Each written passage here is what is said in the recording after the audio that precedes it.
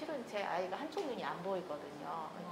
생후 50일 때 발견돼서 18개월까지 3번의 수술과 7살 때까지 수면 유도제를 계속 먹으면서 계속 6개월에 한 번씩 검사를 이제 하고 지금까지 이제 추적 검사를 하고 있는 상황이에요. 근데 이 눈의 시력 편차가 너무 크니까 주의력이 굉장히 떨어져요. 그러니까 안경 끼고 0.01 수준이니까 안경 벗으면은 거의 안 보인다는 개념이죠. 근데 저희 선생님도 해보시면 이렇게 해보셔서 임상에서 직접 많이 경험해 보셨잖아요. 우리나라 병원 시스템이 아이들이 뭐 큰 병, 수술이나 이런 걸 했을 때 아이들이 뭐 정신적으로 심리적으로 문제가 있으니까 아기 유학이라도 심리치료나 뭐 이런 발달 검사를 제대로 좀 해보라고 얘기하는 대학병원이 없잖아요. 저희 국내 시스템에서. 근데 아이가 그런 시력을 가지고 있는 게 얼마나 불편한지 부모들은 모른다는 거예요. 그리고 심장병도 마찬가지고 저희 경계선 커뮤니티 안에서 보면은 이런 건강장애로 오는 케이스들도 꽤 있거든요.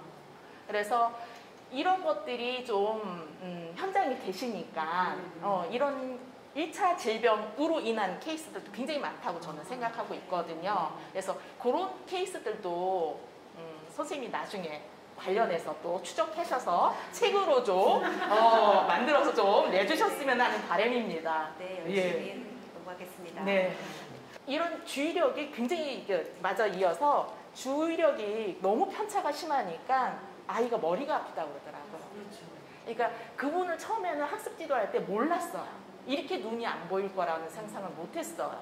아이 어휘력, 구사력, 문장 구사력이 떨어지니까 단어는 많이 알지만 문장 구사력은 떨어지니까 아이가 늦게 선생님 처음에 경계선 지능을 가진 아이들 교육을 갔을 때처럼 이제 이렇게 폭이 좁은 항아리니까 나중에 6개월 뒤, 1년 뒤에 그런 것들을 얘기하더라고요.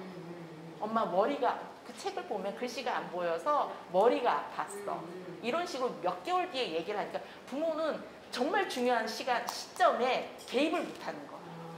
예, 이게 이제 경계선 아이들의 이렇게 느린 학습자인 아이들의 특징 중에 하나인 것 같다는 생각이 들어요. 그러니까 부모로서는 너무 힘들어요. 그런 정서적인 것들, 그다음에 학습적인 지원을 제때 해주고 싶어도 즉시 반응이 안 오니까, 즉시 피드백이 안 오니까 너무 힘든 케이스인데 이런 시력 편차가 큰 아이한테는 어떤 학습법을 해줘야 되는지 솔직히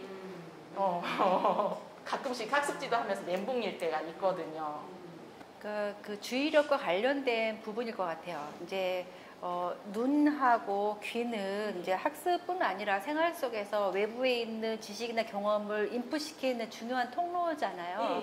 근데 중요한 통로, 특히 이제 학령기가 되면은 청각보다는 이제 시각 굉장히 중요도가 높아지는데 거기서 이제 시력 편차가 심해가지고 주의력이 좀 어렵다. 이 부분은 되게 중요한 이슈라고 생각합니다. 그래서 이럴 때는 우선은 이제 적극적으로 안과 치료를 하는 것이 선행돼야 되겠고요.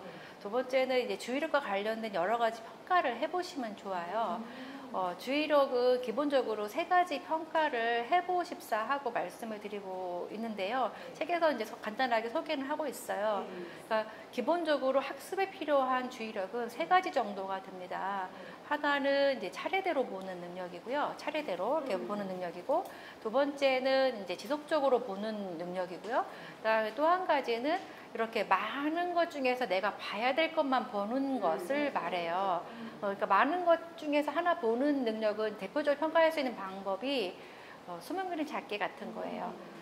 그걸 보지 못하는 친구들은 이제 공부할 때 내가 봐야 될 포커스를 오래 유지하는 게 어렵습니다. 그래서 숨은 그림 찾기 했을 때 우리 아이가 그걸 잘 못한다. 상당히 많거든요.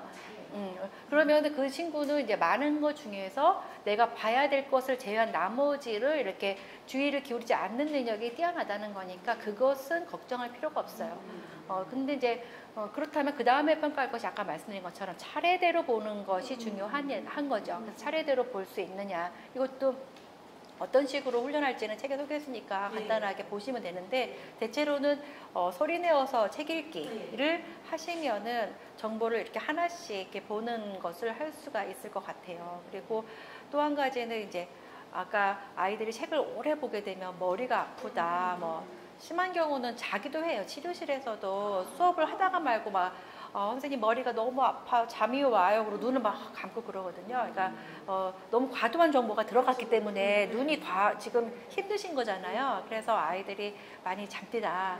그럴 때는 이제 지속하는 시간을 측정하셔가지고 지속하는 시간을 조금씩 늘려가는 연습이 필요합니다. 네. 그래서 주의력은 이 세 가지가 가장 중요하고 거기에 이제 다른 주의력들은 조금 더 이제 살펴봐야 될 부분이죠. 네.